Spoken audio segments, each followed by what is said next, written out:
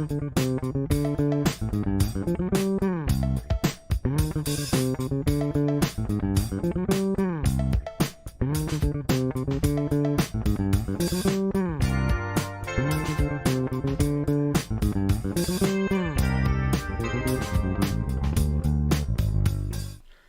everyone! For the ones of you who don't know me yet, my name is Zucconi. I'm a lecturer in artificial intelligence and a science communicator.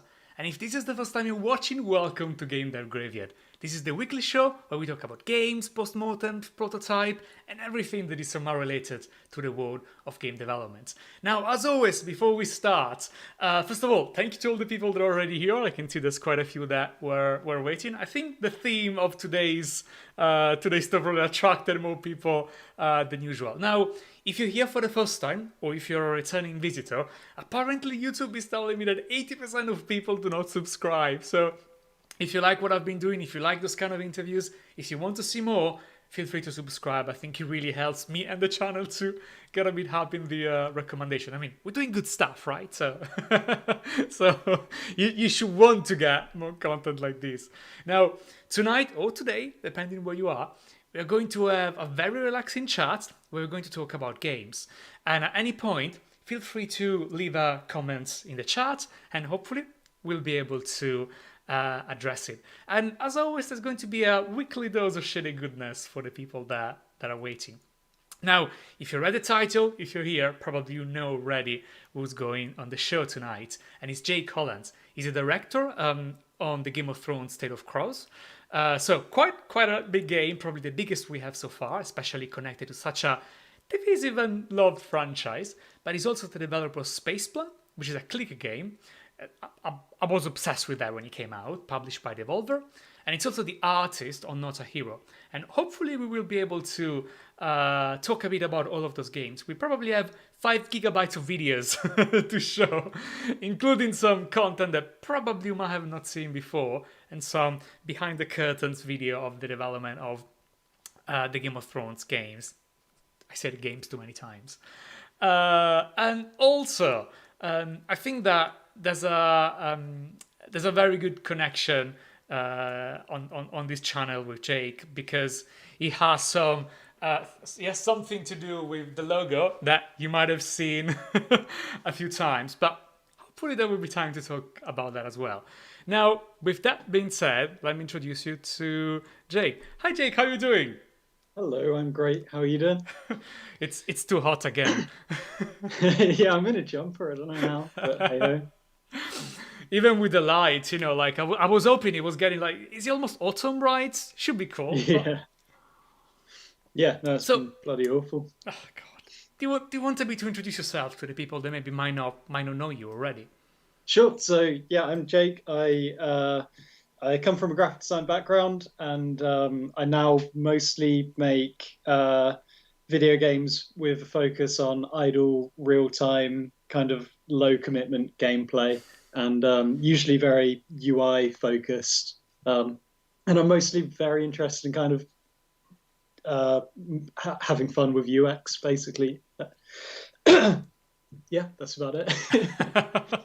So there's a question that I think that knowing what we're going to talk about, I need to ask you. We need to get this out of the way before we start. So, Jake, what is your Game of Thrones house? I don't have one. Oh, no! Gryffindor, no. Like, oh God! No, that's dodgy content to go towards. No, I'm not a huge Game of Thrones fan. Like, I exposed. I really got into the series. I really like how Game of Thrones is like. I feel like it's a very contemporary take on classic fantasy, from like the low poly title introduction on it to like just the writing. I really like how it's just like a contemporary take on all this, and that's what's drawn me to it. I never really got super into the books. I could. Like, when we started on the game, I could only name so many characters when I got invited to pitch for it. It's just purely, I was interested in it from a mechanical and design perspective. And fortunately, we had a writer on the game who fucking loves Game of Thrones, so that's what's important, really. So yeah, I don't have a house. I don't know. So I think, you mentioned Harry Potter, and I think that there's a very good connection because those are two universes that are quite dense, quite rich of characters and lore. Yeah. And oh my But goodness, I, I I think I made a mistake bringing up Harry Potter. I don't want to given like the current I'm climate. I'm terrified of looking at the comments. Yeah. Yeah, we have Kiriko C already say unacceptable, banned. Well, we'll please don't kill us. But yeah, every year I got like 100 plus new students, and I struggle to memorize their names. I'm sorry, I have no more space left to memorize 100 new characters on a show, on a book. It's too much. It's too much for me. So, do you want to talk a bit maybe about the game and what it's about? How does it work? While we're watching the trailer. Sure. So it's an idle exploration game, idle narrative exploration game. In it, you take the role as various Lord Commanders in the span of time, like the 8,000 years before the show. You kind of do their day-to-day life, just kind of engaging whatever knocks on your door, through to sending expeditions out to explore the wilderness in the north. When you send these expeditions out, they leave in real time, and when your game or phone or whatever is closed, they'll continue traveling. Um, After 20 minutes or something, you'll receive a raven from them, which, if you're into Game of Thrones, you know that's how it works. And the raven will describe an event, and you make a decision on what your expedition should do. And the narrative kind of unfolds through this kind of slow form idle interaction. It's designed very much with the idea of like a kind of lifestyle game. We wanted to be one that fits into how you already use your phone, although it's done in a very optimistic in an optimistic way, like assuming that you don't sit there doom scrolling, or that you don't want to sit there doom scrolling. So it's kind of designed with like how I would like to interact with a phone, which is texting somebody like 2 or 3 times a day or something like that. So the game functions in that same way. It's designed around the idea that you'll pick it up a couple times a day, spend 5-10 minutes in it, and then just get back to your life. It makes no effort to kind of pull you back into it beyond that, beyond just kind of having you invested in an interesting narrative. So there's no Skinner box trickery to try and get you addicted, which is kind of what I'm really interested in games, just not going down that route. Casino techniques, and psychological Exactly. addiction. In fact, yeah, on that subject, for example, on iPhones, we don't hide the time, which a lot of games do, right? They'll go full screen, they'll hide the time. But like casinos, which hide the time from you, we want you to be able to see what time it is when you're playing our game, right? You know what? I have an idea. You should make a casino game that shows a fake clock that goes slower. Just completely fucking Just completely fake. And tells you that your battery is going up, just to give you yeah. Yeah, I like that. fake notification from like your wife. It's okay, you can come late, don't worry, it's all okay. It just tells you have no signal. You're all alone. Just forget about everyone else. I pick up the kids at school, don't worry. Yeah. So that's sorry. Yeah, I dug way into the kind of principles behind it rather than necessarily what the game's about. So let me know if I should explain that a bit further. no, I think it's quite intriguing. Now, what sort of I find surprising is that when I'm thinking about Game of Thrones, I'm imagining a lot of mechanics that can be associated with the franchise in a way. Besides the bejeweled mechanic that has been used in every possible, there's a bejeweled game for every possible franchise that exists in the universe. And the idea of having a game like that, I don't know, doesn't come to me as the first one. Like there's so many dynamics in the. I haven't read the book, but in the series that could play like, for fighting games or something like that, a conquering game, strategy game, not necessarily a game like that. But then I'm also thinking a big part of the game is actually people having to move from one location to the other, ignoring the last two seasons where they just teleport. Yeah, yeah. But the first few seasons give this really good sense of time passes between going from one side of the of the realm to another one.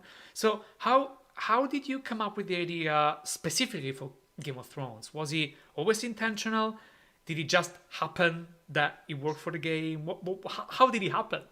So it was actually like, and we're going to chat about this in a bit anyway. But after SpacePlan, I was experimenting with new ideas for a sci-fi space exploration idle game, and through that, I kind of did a lot of time experimenting with what I do and don't like about idle games, and where I want to take the next one. And so I had a prototype ready to go, which I wanted to show to Devolver. But shortly before I showed it to them, they came to me and said, "Do you want to make a Game of Thrones game?" And I was like, "Yes, obviously." Actually, that's not true. I took a long time to think about it because it's quite a big thing to commit to, right? So after a lot of thought, I said yes. And then I kind of started by, because I was already excited about this prototype I was already working on. I kind of boiled that down to the kind of core principles and mechanics that I want to test. And I wanted to look at how I can reapply those to a Game of Thrones game. So I can kind of like I look at like designing games as each one's like a research thesis or something, right? You're trying to like look to solve a problem and get answers from it. And so I really wanted to find out the answers to the like whether I satisfy this problem. And so yeah, it was just kind of looking at how those things can be reapplied to the Game of Thrones universe, and it just kind of slotted straight into place with the idea of sending ravens back and forth. And so from there, it kind of naturally becomes a game about communication. On top of that, I like if you think about like the scale of space and the universe and stuff, which I'm really excited by. If you apply that to the most obvious place in Game of Thrones, it's this giant fucking wall that is just like I love that idea of scale in the world, and you just have no idea how large the North is and all this, and so yeah, it all kind of quite naturally applied itself to that part of the Game of Thrones universe. On top of that, like you mentioned, like strategy games and fighting games and things. Like strategy games, I'm just not interested in the idea of creating a game that demands somebody's attention for long periods of time, which I think strategy games tend to fall into. And then fighting games, like I'm not interested in fighting or violence. Ironic of a Game of Thrones game, but that's why, for example, you're in our game, it's more about the scenery and the dioramas. Like even if you're reading about something very violent, what you're seeing is still really pretty and chilled out. So yeah, that's how we ended up making this game out of a much more kind of aggressive and strategic IP, I guess. I'm sort of imagining the conversation with Devolver like, "Hi Jake, we know you're building a game about space exploration. Do you want it to be in the Middle Ages?" It's ridiculous, isn't it? It's like that's one of the reasons it took me quite a while to decide to actually accept it, because it was so wildly out of my comfort zone. I'm just not that interested in classic fantasy kind of settings, but I did enjoy Game of Thrones, and on top of that, it was yeah, getting me out of my comfort zone and seeing like how would I approach a fantasy game, and it happens to be a fantasy game with sans serif fonts, so it's quite unusual, but I think it was a great opportunity. yeah. If they, of course, Devolver knows their stuff. I think it's one of the best publishers for indie titles. Well, indies and beyond. And I think that if they giving you this opportunity, probably it's because they knew that the work you've done before was really good. So, usually they have a good understanding of how those kind of things are going and who is going to do what. So I think, I trust their judgment on that specific thing. Now, something kind of interesting is that were you just talking with Devolver, or did you had any contact with, the people behind Game of Thrones? Like, did you have any contact, I don't know, have any of the, I don't know, the actors, which are the most immediate people, play the game? Or, did you heard anything from the people involved in the making of the game, of the series? There wasn't any contact with I guess, people directly involved, as far as I'm aware. It was, we kind of prepared the pitch and everything. Once it was tentatively approved by HBO, it needs to go past George Martin, which is quite Oh, exciting. nice. So supposedly he's seen it, but I still have a suspicion that surely he's paying someone to approve things for him.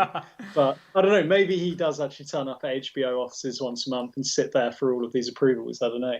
Maybe But, he's playing on his phone right now. Who knows? yeah. So if you're watching, let us know if you're playing.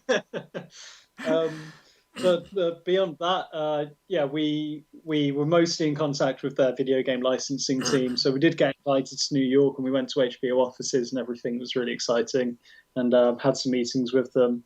And mostly, it's beyond that meeting, we're mostly just in contact with one person at HBO. He's a guy who, he knows the franchise in real depth, and knows what is and isn't off brand for the series. And so, like, every single bit of content is being run past him, and where a piece of content doesn't necessarily suit Game of Thrones in the way that they see Game of Thrones, they'll like suggest ways to make it work. And so on that end, yeah, it was kind of a collaboration with some people there. But yeah, like I say, not necessarily anyone involved with the show itself. I was about to say something terrible about the last two seasons. Like, where were them during the last two seasons? But I won't. I promise I won't. So I don't mind. Beside the joke, you mentioned something quite interesting. So, you were able. Well, I mean, the game tells stories, right? And you're telling stories in a sort of, you're able to tell new stories. So the question is, how much power do you have in terms of, oh, I want to change this, oh, I want this to happen, oh, I always thought this is going to happen, or this what was happening in the past. So how much freedom was there, and how was the discussion? Or you were told you can only do side stories that never touch the main one? Or was there any strong connection that was sort of implied or requested? What was the process? Yeah, so like during the pitching phase and the pre-production phase, this was before we were in contact with HBO. We looked to Reigns Game of Thrones, because they did a Game of Thrones game, and that's how Devolver kind of got HBO on board for giving us the license as well. And off of that, we looked at how they got away with creating new or things that couldn't possibly happen in Game of Thrones, and they have a framing which is that all of this that you're playing is a vision of a possible future. So we looked at that and we were like, okay, we probably want something like that. And so I don't know if you've started the game, but the game starts sat in a tavern opposite Crow, as in a brother of the Night's Watch, not a bird, and they are the person telling you the stories. And so the framing is that you're being told these stories by a drunk guy in a pub, if I can just completely boil it down. And so that obviously gives us a lot of creative freedom over what we can do, because these are meant to be myth and legend and tale of crows. Off of that, though, that gives us a lot of creative freedom. We only had the license to the show and not to the books. That's very interesting. It's a really interesting thing to work around. And so because of that, what our writer basically did is went through, he was already obsessed with Game of Thrones, but went through it. And I insisted that we had a story about the Night's King, not to be confused with the Night King, because of course Game of Thrones has that kind of two different characters. But this is the Night's King. He's mentioned in a DVD extra in one of the Game of Thrones series, and they in this, I can't remember what they're called. They have these history and lore. That's it. They have all these history and lore DVD extras, and in one of them, they tell the story of the Night's King, who is a Lord Commander of the Night's Watch, who sent people to quarry for ice, and they found like basically a I can't remember what they're called, but like half White Walker woman, like frozen in the ice. He takes her back to the castle, and he becomes possessed by her and starts sacrificing people at the Night's Watch. And I thought, that's a really cool story that we somehow technically have the license to. So like, I insisted we turn that into one of our stories. On top of that, there's I can't, like in one of the episodes in Game of Thrones, they steal Craster's baby, the White Walkers do, and take him up north and turn him into a White Walker. And you don't see that thread expanded on much, when I think it's something that would be interested to see expanded. So we expanded that into a story. So it's mostly just looking through the series, through the DVDs, through the extras, and just kind of looking for small things that we can actually turn into proper stories. Yeah. So yes, it's all grounded somewhere in the lore, even if we couldn't touch the books. So about that, something that bothers me is that, okay, you turned a baby into a walker. Okay, fine. But does he grow?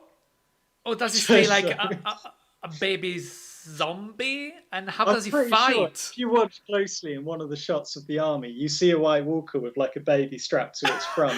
Oh my god! A little baby sword. Is it true, or are you joking?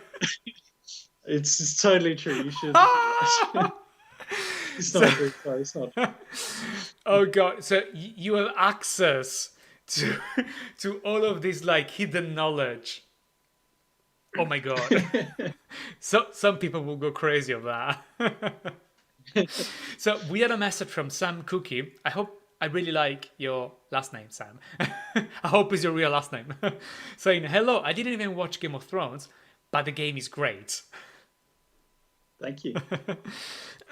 So, one thing I was quite curious is that, did you feel any pressure working on a franchise that is so loved, that is so polarizing, there is so where people are so emotionally invested, whether they love it or whether it's really hard to be agnostic when it comes to Game of Thrones. You love it or you hate it. If you've watched it, you're between those two extremes. So clearly, this puts a lot of pressure, because we're talking about possibly millions of people that know the franchise, that could potentially access the game. How did you manage the pressure and the expectations and the reviews, and that kind of feeling? I guess I didn't think about all that too much. It's just sort of, we got invited to pitch in 2018, and I put together a pitch and a prototype, and I didn't put too much effort into the prototype, for example, because I was like, they're not going to, it's not going to happen anyway. So I mostly focused on my sci-fi stuff. And then it very slowly became a thing where it's like, oh shit, this might actually happen. And then it was like, over the course of another year, it was very gradually like, yes, it's going to happen. It is happening. So there's no point where it really hits me that the pressure's on. It kind of really slowly built up, and so I couldn't really process it in a proper way, I guess. And so, the pressure for the franchise never really hit. It was more, it was my first time managing a team. That's where all of my the pressure was. I was, especially with a lot of the stuff that's come out in the last couple of years in indie games, is mostly focused on, like, I want my team to be happy. I want to come out of this with a team that are like happy to have worked with me. That's where the pressure was, really, not the franchise. That said, though, because I know what you wanted to chat about there, which is obviously the reaction to the latest series. That was definitely a very strange position to be in, because we had just kicked off production. We were about 3 months in, and I think it's fair to say that like the brand perception like changed in those couple of months quite drastically. Let's go with that. Yeah. And And so from our sort of point of view, designing it, it was really weird sitting there like this is something we're invested in, and this has changed. But I was also again not that worried really because we had based this before the show first of all, so it has this kind of division from the show. So I think that a lot of people that haven't been satisfied with the last series could look at this game and be like, okay, this might be more of what I actually want from Game of Thrones. Um, so yeah, I think we were fortunate in that we placed the game in a place where it doesn't have too much of an impact on it, and even with any like negative perception on the brand, it's still probably one of the biggest franchises in the world. Like I appreciate it's taken a hit, but it's still huge. So yeah, I guess fine. Yeah. although yeah, like as predicted as well. Once the game came out, there have been plenty of reviews like where someone will just see the game, they'll be like, "Oh fuck the latest season," and we're just like, "Okay, well fuck you, like stay away from our game, I guess." And it's interesting because, as you mentioned, it's probably one of the biggest franchise. I can imagine only Harry Potter probably is at that level. For a continuous single video, ignoring Star Trek and Star Wars that have been rebooted 15 times each, and maybe more for Star Trek, probably way more. Something that I find quite interesting is that because the game is associated with Game of Thrones, obviously you have access to a much larger and different audience that probably would have not otherwise have access to the game. So I think the game is really nice. It looks really pretty, and but it's a very specific genre. It's a bit of a unusual genre, and as we were mentioning the other day when we were rehearsing. If this was called Jake Hollands' Magical Middle Ages Dioramas, which, by the way, we have a sequence of the different dioramas in the game on screen right now, people probably would have no expectations from the game. But the fact that they associate this game with Game of Thrones gives them a lot of expectations, because now maybe they want the same feelings and the same emotions and the same mechanics and stories they imagine in Game of Thrones projected into the game. So how do you feel an audience that is not gamers reacted when they suddenly were exposed to a type of game that it was a bit unusual, not just from what you expect from a Game of Thrones games, but also it's a bit of unusual as a game in general. What was the audience reaction from non-gamers about the game? Well, I think this is an area where like we kind of nailed it with the art style, right? Because the art style immediately informs you that this isn't the kind of game that you might expect from Game of Thrones. It looks very peaceful and calm and everything. That's what we want to in the trailer and in the screenshots and everything. And so I think that like watching all the tweets and all that when it released, a lot of people I saw saying like, I'm not really interested in games, or I'm not really interested in Game of Thrones, but this isn't what I expected. It looks like something I might actually like, and they go into it for that reason. So I guess that while there's a lot of expectations from the series and like already kind of ideas of what people should expect, I think that just the art style alone immediately kind of combats that expectation for people, makes them kind of it kind of disarms them to play the game, I guess. So yeah, I think that's probably mostly it. It's really nice, and I think that you raise a very valid point. The fact that the art style already shows what type of game you're heading for. And Yeah, very often I get ads. I hate them about mobile games, and yeah, already like, oh, no, I'm not going to play this for many reasons. I'm not going to play this. This instead is a game I like to play because I'm looking at the art style, and I know it looks very indie, it looks very artistic, it looks very different from what I would expect. And maybe you're right. Maybe this is a point that really helps the game finding the right audience, or the right audience finding the game, I guess. yeah, for sure. It's also interesting just with it being on Apple Arcade. I think it really takes a lot of the pressure off in that sense, just because it's a subscription service, right? We're not trying to convince people to pay like 10, £15 to buy into this game. They've already bought into the service, or they're going to buy into this service, which provides shitloads of games anyway, right? So we're just a small part of that. If someone subscribes to Apple Arcade just to play this game, then there might be a problem there in terms of their expectation being satisfied. But mostly, it's the case that people who have already bought into this, or they're buying into something much larger. So yeah, less pressure on individual games. So speaking about the style of the game, I have a video that shows different iterations the game went through. So do you want maybe briefly to talk about how you came up with this style? Why did you come up with this style, and how it evolved over time?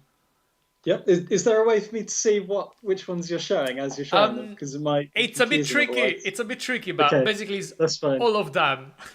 yeah. I'll talk generally In a slideshow. Generally then, well, the disclaimer is that some of the things that I sent you look absolutely shit, and I just like that about games. Just kind of showing.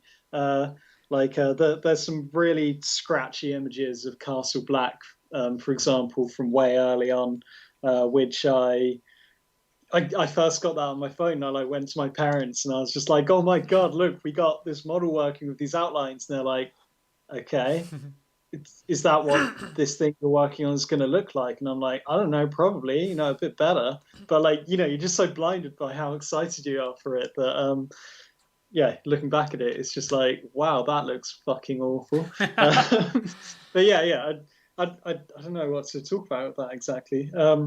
Actually, yeah, okay. So some of the early things, the UI screenshots in that, the UI designs were based more around like heavy resource management, like say this kind of strategy idea. So you'd need to manage resources to get Castle Black through the winters and things like that. Like that was going to be a much bigger part of the game.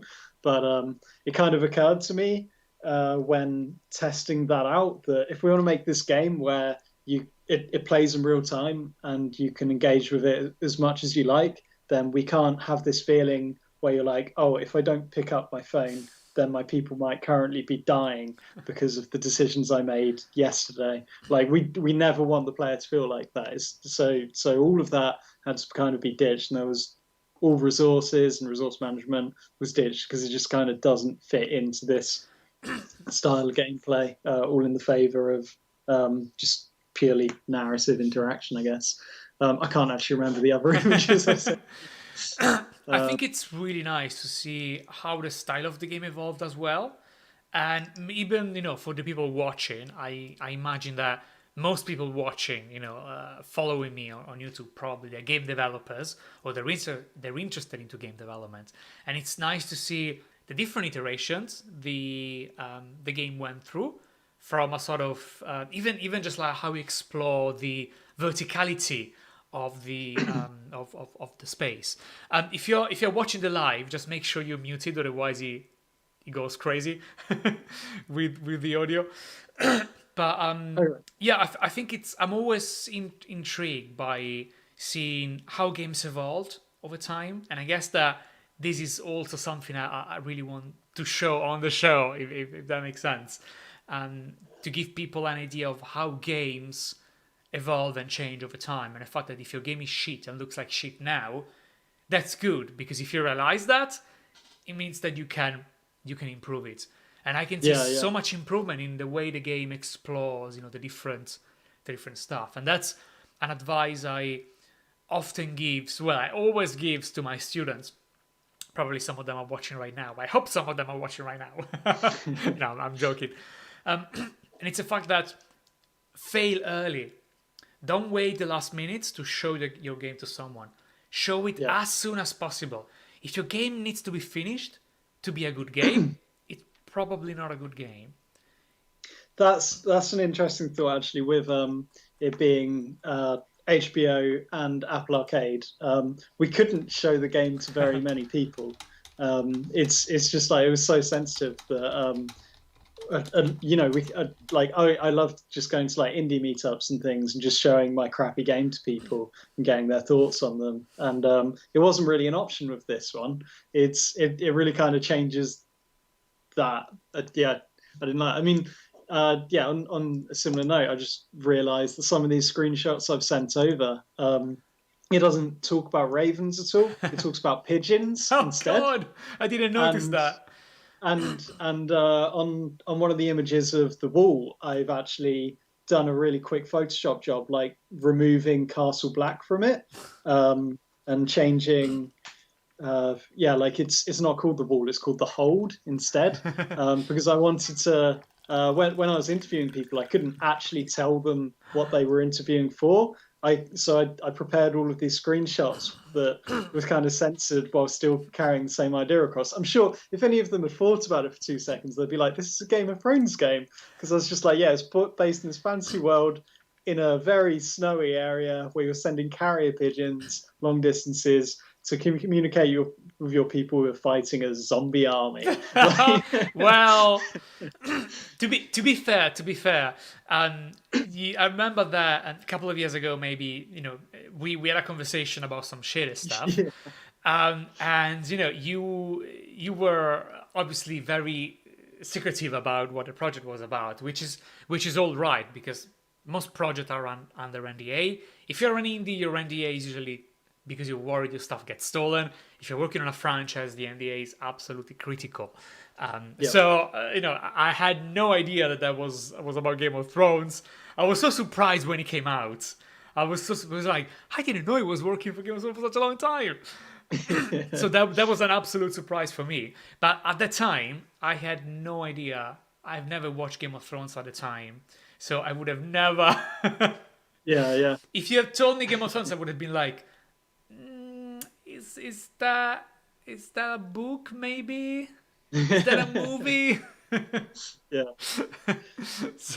So yeah, probably. I'm glad that you found people to work with that really are into the game. I think it's Well, the best yeah, way. actually, like most people that joined the team, as soon as I did tell them it was Game of Thrones, they're really excited. But then they pretty quickly actually told me that then they haven't watched like most of the series or haven't watched any of them at all or haven't read the books. And it was mostly just our writer who actually we later brought on a second writer, and both of them huge Game of Thrones fans. So it's just kind of making sure the fandom is in the right places, especially like I think that's kind of important as well, because you don't want people in your team just kind of losing it for the franchise. You want them to be professional and focus on the work, and so I think yeah, it's good to have the fans in the right places. Yeah.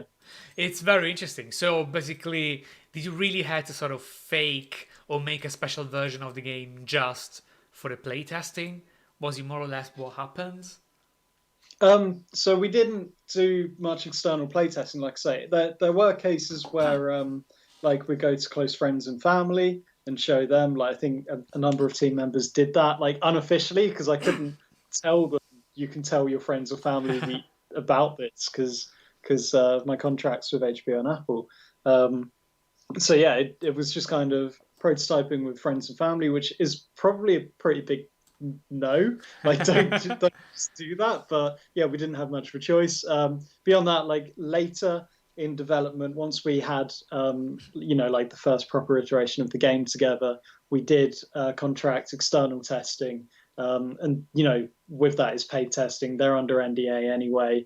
That's how games get tested a lot of the time. So yeah, it wasn't too much of a concern with them. And even then, like half the people that tested the game were like, "I'm not really into Game of Thrones, but this was cool."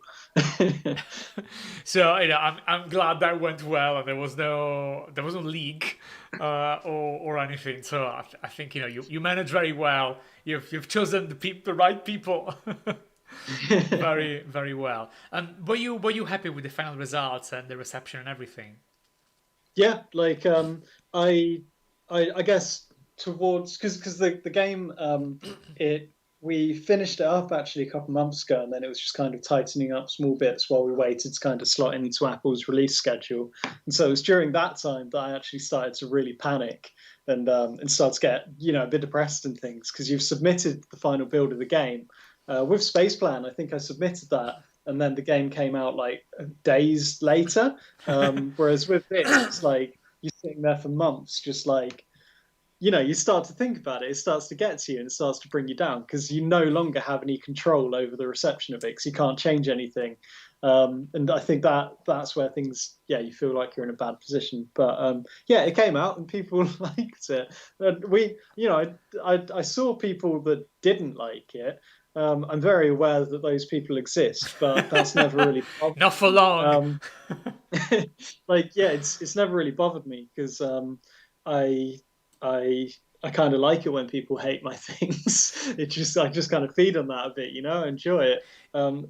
Especially if it's unjustified anyway, then I really enjoy it because I'm like, what a dick. I think this is so interesting because I have more or less the same attitude towards haters. Yeah. It's a strong word, but if you make something and everybody's loving it, what's the chance that it's really universally praised? Very little. Yeah. Probably means that just your mum and your best friends have seen it. It's when people really hate it that you've hit it on something great, because it means that something that was designed for a small number of people suddenly has leaked outside that small number of people, and even players that were not the intended audience now are seeing that. And I think that the amount of haters you have, without genuinely wanting to have them, of course, it's a good indication that you're getting popular. If that's successful, that's another thing, but it's really interesting. Of course, we're talking about people not liking the game and getting upset about it, not people wanting to kill you. That. Yeah. Like I've never had that. Fortunately, it might just be because I'm a man. I don't really know, but honestly, yeah. So there's also the people that hate the game. They give constructive criticism for it, and like that doesn't upset me. That's good. I soak that up and take it in, and so it's mostly just good if they don't like it. But yeah, not many people have done that. Mostly it's been a really good reception. There has been one, like, I'm not going to mention anyone by name, but there's like, it cracks me up every time because I release SPACEPLAN, I release this, and both times there's somebody on YouTube who makes YouTube videos doing playthroughs of these games. They did one of SPACEPLAN, and it's like 10 or 20 episodes long where they fucking hate the game. like 10 to 20 episodes of sitting there in an idle game, like just waiting for the next thing and complaining. And they did that for Game of Thrones as well. They just kind of sit there for like fucking Raven hours, just like, I don't get it. Why do I have to wait? I don't understand. Does anyone like this? And it's just like, I just sort of like come out of their screen and scream at them and just go like, you don't like idle games, get over it, move on, there are other games. I have a lot of things to say about this because I've been chatting with, not a lot, but a few people that have been doing YouTube, let's play videos and compilation and stuff like that, and serious, and some of them told me that they despise the games they're playing, but they have to play them because they're popular and their audience love them. And I'm imagining that, if you're a YouTuber and you've been playing a game for 5 years continuously, I'm not making any names, just, you can imagine, any games would work. Some people hate it, but their channel is built on that. And now they have to do it. And now they have to do it. And it's kind of interesting because it shows that making Let's Play on YouTube, it's often an acting job. Yeah. And I mean, come on. You play a game and it's like, wow! Have you ever seen people doing like that on the tube? No, please, come on. Yeah. You don't do that. It's like when you're chatting with someone and you write, ha ha ha lol, you're like, your face doesn't even move when you send your lol emoji. And it's something to say, it's acting. I'd be like, teaching, there's a part of acting. Doing YouTube, there's a lot of acting involved. You don't really react to games like that. Yeah, that's true. So, I don't know, maybe loved it, but he wanted to be, we'll never know. Maybe genuinely hates it. Actually, I mean, like on that same subject, like my favorite way that I've seen an idle game kind of shown in a video is Nerd Cubed. He did a video on SPACEPLAN where he sat there and played it in real time, and between the parts where you're waiting for the next thing to happen, as it's an idle game, and it's designed that you would probably put your phone down during these kind of lulls in gameplay. He instead opened up Wikipedia and started reading articles to his viewers in between the kind of main narrative hits in the game. And like, I loved that approach. It's just a very creative way to, you know, adapt to the gameplay and be like, right, I'm going to make my YouTube video about it in a way that suits the game. I don't know. I just thought that was really clever. It's good. I think it's very clever, and well, probably, you know, he's a master of entertainment on YouTube, so he knows his stuff. So I'm not surprised that he succeeded on that. So we can say that the Game of Thrones game is indirectly based on a book, but incidentally, you've also been working on another game that is indirectly based of course. on a book. Such a smooth transition. So, do you want to talk a bit about SPACEPLAN? Sure. SPACEPLAN was an accident. I should I explain what SPACEPLAN is? Yeah, definitely. We're watching a trailer right now. But... Oh, cool. Okay, so SPACEPLAN is a clicker game. It was an idle game that I made to just kind of like, I liked Cookie Clicker and I liked A Dark Room, and I wanted to just kind of make my own one of these things. While doing it, I added a narrative. I didn't really think about that, but that's kind of the thing that ended up setting it apart from those games. So it's a game where you're in orbit around a planet and you have no power. You click a button to get power, and with this power you can buy items. So you start by buying solar panels, that you then buy potatoes because they generate power. Your ship's malfunctioned though, and it can only create potato-based things from this point, and so you start making potatoes and spudniks and potato plants, and to kind of keep exponentially increasing your power gain, so that you can investigate the planet that you're in orbit around, and you slowly kind of discover what this planet is, what's happened to you, why you're here, and it all unfolds into a very like absurdist sci-fi game. That's I guess what it is. Yeah. So the question is, how did you come up with the idea of making a space game based around potatoes? It was I was, I guess this is where I explain that other stuff I've mentioned to you, where I got the orbits and things. So I started experimenting with, well, I was learning Unity. And one thing that I just wanted to do one day is like, I want to learn to code gravity, because that seems like a kind of fundamental in some way. So I learned to do that. And, you know, two things bash into each other and you're like, that was cool. And then you kind of, you give one velocity so they go around each other. And like, just seeing that, I really, you know, I found out suddenly, hey, I really like that movement, just watching things in orbit. And so I started trying to come up with a game based around this. We can talk about it more in a bit when we showed the footage of that other stuff. But I was just kind of watching this ship in orbit around this planet that I had, and just started making it drop probes on the planet, and I just really enjoyed again watching that. And at the same time, I've been interested in idle games for ages, and it just seems like a very accessible game for somebody to make and play.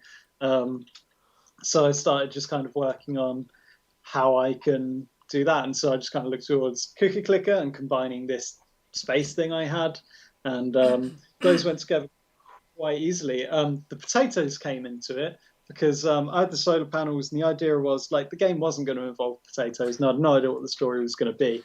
But then again, I was looking to Cookie Clicker and A Dark Room a lot. I was reading about and thinking about how they're successful.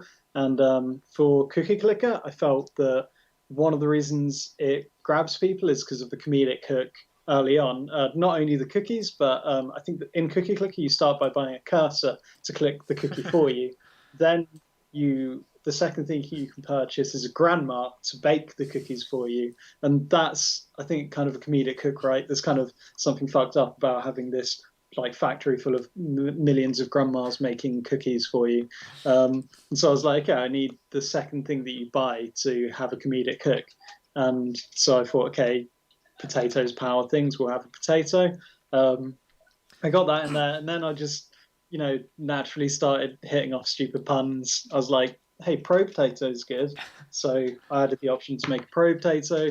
Then I was like, "Spudnik is a fantastic pun, It so is. that's going to go in." It is. And then from there, like it's like, yeah, well, I've got three potatoes things. We're committing to potatoes now. So that's what the story turned into. To me, it's still like an absurdist story based on Stephen Hawking's Brief History of Time, because I'd only just read that and it blew my mind, my little tiny mind, and just learning about things like the Arrow of Time, the Big Crunch, which I guess isn't meant to be a thing anymore, It's not meant to be a and thing. yeah, I think it had already been disproved at the time, hadn't it? And I think I mentioned that in the game actually.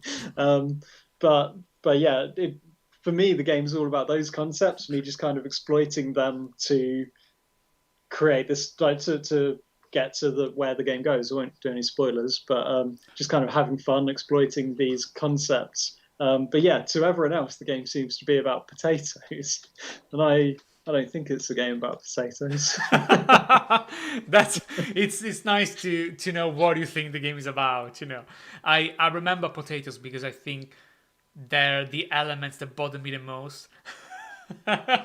Like, you Like, know that I'm like I'm the kind of person that like watches space like sci-fi movies thinking, is momentum going to be conserved in this movie? That's me going out of the cinema like, I wasn't. you know, I think we should make a website. Like, can you pet a dog? Like, is momentum preserved.com that tells you if it is preserved. In a space movie. I think that's important because I find it really satisfying when it is. Yeah. So yeah, that's kind of interesting. I remember shouting something like, "He should have hired me as a consultant." I mean, I think I did. Did I do anything not hard sci-fi in that? No, actually, yeah, I definitely did. Yeah, my Arrow of Time shit is completely fucked, I think. But I think generally, I think it stays quite true to orbital mechanics and things. Outside of, obviously the potato thing gets a bit out of hand. Oh, and the Jules and Watts thing. I don't know if you're on about that at all. Oh no, that didn't bother me, to be honest. That didn't. I was sort of okay with that. Yeah. But I don't know. It's something that I really makes me think about those kind of clicker games. Is the scale? So you go from 1 to 10 to Yeah. 100 they grow exponentially. Yeah, yeah, I think that with space there is so much one could do. yeah, Well, on SPACEPLAN, you basically stay on the same planet forever. Basically, you could have literally built a ladder of potatoes to go to another planet. That's how many potatoes you get in the end. But when you think about space and how many planets you have and the scale, it grows exponentially. yeah, The challenge of going to another planet, when you grow a certain size, then it's the same challenge of going to another star. And then to go to another galaxy, you get, well, to another cluster first. And it grows exponentially. You think about some of the time scale, it's insane. Like a black hole might evaporate in 10 to the 80 years. yeah. I don't think that the majority of people have an understanding of how long that is. Yeah, Like, yeah, I remember watching a YouTube video on PBS, from PBS, talking about astronomy and stuff, and they mention the time it takes for all black holes to evaporate in the universe, and the guy said something like, it's a time so long that we could call it eternity, because effectively it is so impossibly long that, yeah, I mean, I guess it's a finite number of years, but it completely loses sense of scale for anything that we have. And when astronomers say that something is beyond scale, they know the shit. They know what they're talking Yeah, yeah. about.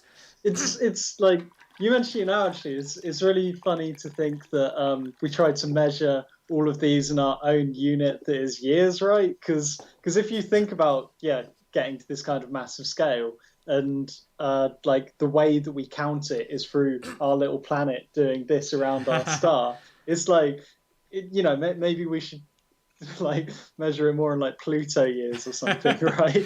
Because then that number becomes much smaller. It's just a year is a ridiculous way to measure things. Obviously, it's something we all understand and can picture, but yeah, for actually kind of trying to quantify that kind of thing, it's ridiculous that we use years. I don't know. And I don't know, like to me, some of the beauty of space, it's scale. It's how impossibly fucked up it is in terms Yeah, of scale. that's what I'm trying to do with the game that I sort of stopped doing right before Game of Thrones and that I'm picking up again now is like uh, I want to actually show the real scale of these things, right? So Good luck. the moon, like yeah, I know it's a real challenge, but even just looking at the distance of the moon from the Earth, everyone expects them to be like this close together or something, right? When really it's if the Earth's here, then the moon is just It's way like 10 over there times somewhere. further away, yeah. Yeah, it's insane how far away the moon actually is. Um, so yeah, just kind of looking at placing these in a realistic way. Like I really like No Man's Sky and stuff, but it really bothers me that when I leave a planet in No Man's Sky, the next planet is like right there in front of me, and I'm like, that's not how this works at all. Yeah, well, I mean, I think it fits in the fantasy idea that people have Yeah. of. Yeah, because it's meant to be that kind of classic sci-fi book cover, and in those book covers, those planets do sit right next to each other. But It's like yeah, asteroids so fields, you know. If you can see two asteroids at the same time, it's not an asteroid field. yeah, so it's it's definitely you have to fight against the rule of cool a lot if you want to make a game that tells the truth about these things. But And I'm kind weirdly of enough, to experimenting. me, this is the hidden beauty of space. It's Yeah, impossible desolation, and the fact that we are so used to have matter and stuff around us that we forget that matter in the universe is exceptionally rare. yeah. Is the This most is rarest thing that we have in the universe. It's matter, and we take it this is for why granted.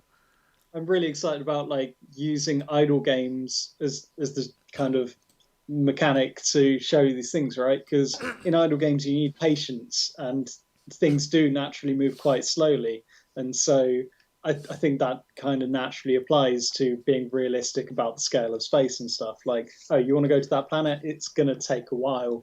Just kind of appreciating the small things, not over promising what you're going to see. I think a lot of it lies in that, and that's why that mechanic has a lot of potential for a space game.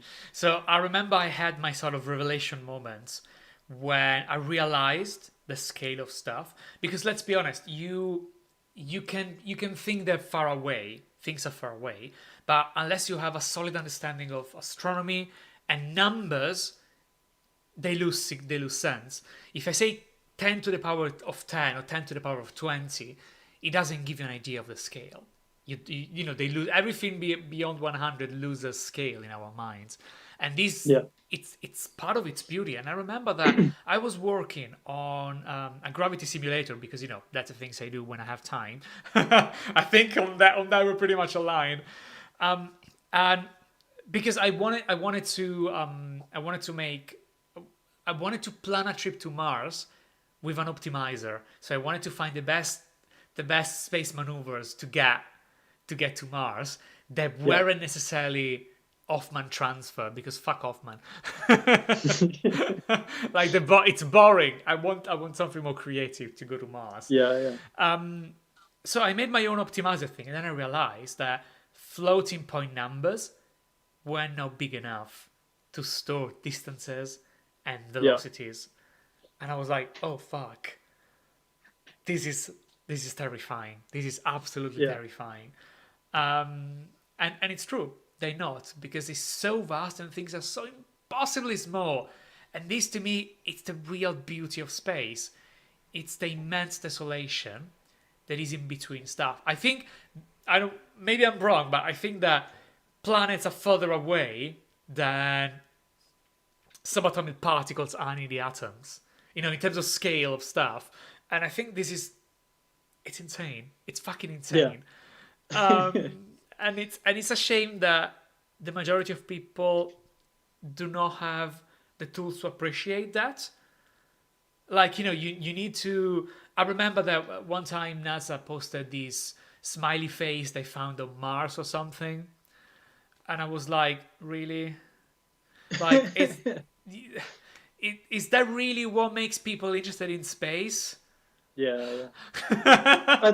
I think a lot of people are interested in these things, but I don't know. Like I guess I don't really worry about it when I'm making these games. I'm just like I make it for the people who enjoy it, right?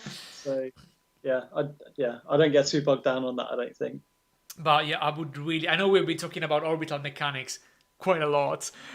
So and I know that you've been very good at distilling the essence of your games, all the ones you've done. So really, I can't wait to have a game that explores that sense of distance and stuff like that. Now, I'm just casually throwing it there. If you need a consultant for space stuff, you know that I've done a lot of stuff with exoplanets. Exoplanets are an obsession of mine. Actually, one thing that kills me one of those things that sometimes at night you cry yourself to sleep is that in my lifetime I will never see a picture from another planet, from another exoplanet. Oh yeah, yeah, yeah. I don't think my revelation was met with Well, appropriate emotional on response. on the plus side, like the first picture from an exoplanet, it's probably going to be really fucking boring. They're probably going to like forget to take the lens cap off or something. No, don't tell me that. Please, for the love of God, don't tell me That's that. about with Venus. The lens cap melted onto one of the probes with that, and so it didn't pop off when it was meant to. Well, it And can so melt lead. It's one of the like things that, at very least, you want to think about, right? it's probably like the first probe that like lands on an exoplanet is going to be like a super advanced species or something. They're gonna pick the probe up and they're gonna put it in a really mundane place, like on someone's kitchen counter. We're just going to take a picture of an alien kettle as our first image from an exoplanet. I would be happy with that. To be fair, and again, I'm not that young, so please get on it. Get on it. It will take to go to Alpha Centauri. It will take 20 years at best. 20 I mean, plus 4 to get stuff back. 24. Guys, there's a pandemic. I'm not even sure if I'm surviving this academic year. So launch stuff in space now. But I mean, I'll be okay with drilling on Titans. Maybe I'll be okay with that. Fuck the way. Show me what's underneath Titan. I'm okay with that. Or that would be fine for me. yeah, like that sort of desire is what I'm trying to itch with the new game I'm working on as well. It's like just kind of I really want to see more interesting missions to different planets to do science and exploration and stuff. And so I want to kind of make a game that can satisfy that, where I can send off a probe to another planet and put the phone in my pocket and just know that even if it's not necessarily happening in the real world, in the world of my pocket, there is a probe that's going to this planet to explore it, and I can like look at those pictures that it sends back in a little bit, things like that. One thing I find very fascinating is that if you're an alien civilization, you reach the point where you don't give a fuck about exoplanets anymore. Because there are so many, but probably the vast majority of them, they're absolute desert planets, like most celestial bodies in the solar system. That they're really nice, but most of them, they're very uniform in features. You look at the moons of ignoring the big planets. You look at the moons in the solar systems, and okay, nice. Maybe Europa and maybe Titan I know, might have something interesting going on there, or might have when a sun turns into a proper giant. Um, but at the point, maybe they will have a nicer temperature to our life on the surface. But for the rest, you reach the point where, like, it's like surveying asteroids. Nice, I guess. But after Yeah, that, it's like, okay, they're all the same. There's nothing there. So the only reason why it might make sense to go to an exoplanet is to study the things that it's the most rare, which is life. So that is actually the thing that I think might make sense to visit exoplanets for, because that is the yeah. rarest thing, and then probably is the most diverse thing that we can imagine. Exoplanets mostly look round and rocky, nice, okay, but how life evolves on them, I think, it's that sense of discovery and weirdness that it's amazing, and it's something. To me, it's the biggest thing where No Man's Sky failed. All the planets look the same. All the alien life looks the same. Yes, it's procedural, but it looks the same. Even the weird ones, they look the fucking same. And I think that this, for me, it's what upsets me about No Man's Sky. That Yeah. it didn't go as far as they could. No, I can't blame them. I can see why they made the decisions that they did. And I think it's fair, really. Like, I expect we will get that game that you're chatting about sometime, but I think that it's not going to happen anytime soon. What they managed to do with the team that they've got is insane. I think that yeah, kind of, it would be great to see that. But The fair scale of play to what they them as did well. is absolutely insane. Yeah, Yeah, I yeah. absolutely agree. Yeah. So on top of working on those two games, you've actually been the artist for another game I had an obsession with, and it's Not a Hero. Do you want to talk a bit about Not a Hero and how you end up working on that? Sure. Like, oh God, I haven't done the pitch for Not a Hero in years. You are working for a purple anthropomorphic rabbit who is he's running to be the Prime Minister of England, so that he can he's saving the future. Like, the world's going to end, I By think, or the destroying the universe rather. present. Yes, that's it, by destroying the present. And so you kind of elect this basically corrupt you destroy all of his opponents to kind of bring him into power so that he can save the future through just doing awful things, hence it being called Not a Hero.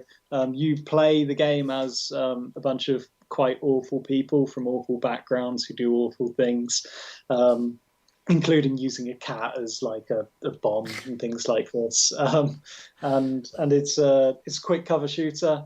It was roll 7. It was a roll 7 game, and so it was focused on these kind of Twitch mechanics and things.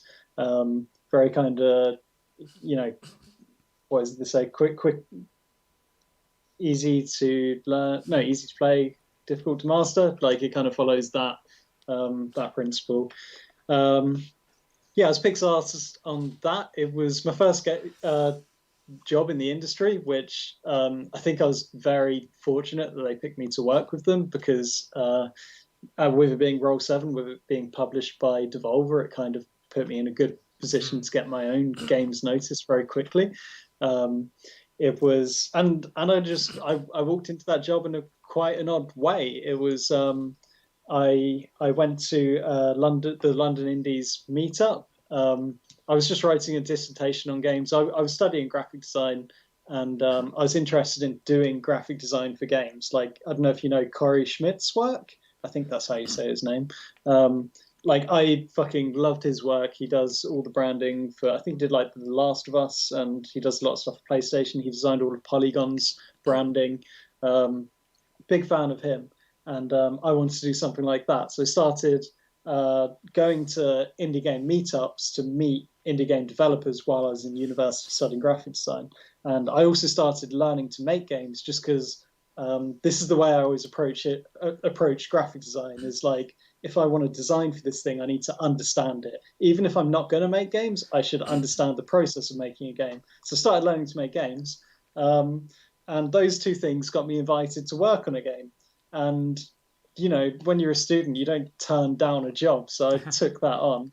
I think actually I was invited to design the logo for the game at first, and I was like, yes, of course I can do that. I want to do that. And then, but then I was suddenly interviewing to be the background artist and the character artist, and I was like, sure, yeah, I'll take a job. You want? Yeah, and then that basically turned into a full-time job. I considered dropping university to do the job instead, but fortunately they suggested that I finish my course, and they gave me time off to finish my course. And did I send you No, I didn't send you videos. No, I have. We're watching videos of the gameplay of Not a Hero. Don't worry. Yeah, cool. And so yeah, it just kind of steamrolled into a full-time role as the lead artist on it. I say lead artist, I was the only artist, and John Ribbons was the director of the game, so it's just me and him working together. He was coding and doing gameplay design and everything. Yeah, that was a crazy. It was just a kind of crazy thing that came out of nowhere, happened by accident on my end anyway. Like I never meant to start a career in games. Found myself in it. And then I actually left Roll 7 to go and do front end design, and then was suddenly like, actually, I do like working in games, and so I made SPACEPLAN.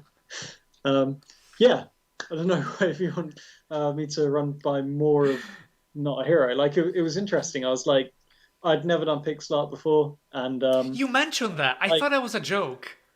No, it's true. I'd never. I mean, I designed like one character because, like I said, I was learning to make my own games, and so I did like one character for a game I was making called Hero Time. Beyond that, I'd never done it. I think it's for a graphic designer, perhaps it's like very easy to approach because it's drawing but kind of fixed to a grid. It's more like layout design to me.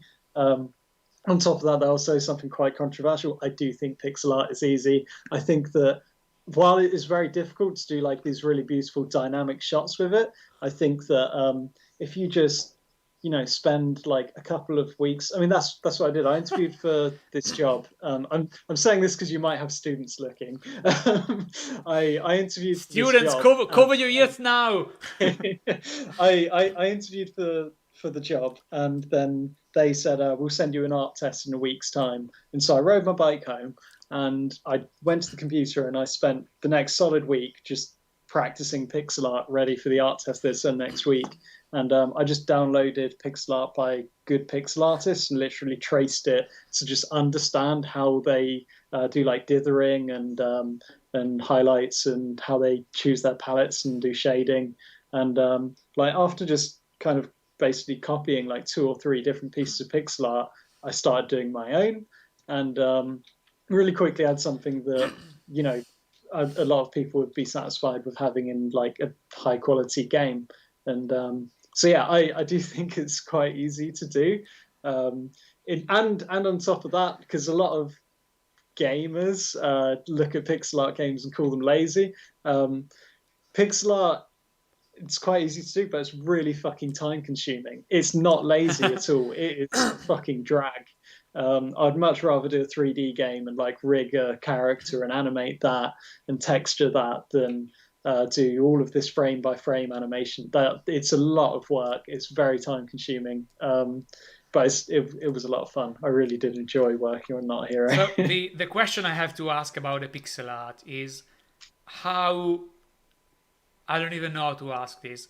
How did you feel drawing Anubis kicking a giant pair of testicles? Yeah. Oh, I loved that. We had to make the trailer in like, I think we were doing it in like one day, and so we went over to Simon's house, who's the producer, and like everyone always talks about working at Roll 7 feeling like you're in a punk band or something, and it really does. It does.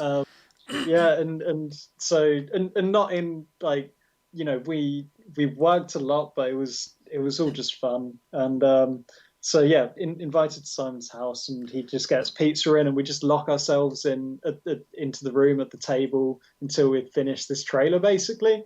And while doing it, it's just kind of like, oh, what should we do for this next bit? Oh, let's just have Anubis kicking a scrotum, and I'm like, yeah, I can animate that, Of course I do. and then you sit there for like 15 minutes and then show it to everyone, and they're like, that's a really detailed scrotum, and you're like, you wanted a simple scrotum? Like, just kind of, I don't know, it's a lot of fun just kind of winging things without putting too much thought into them.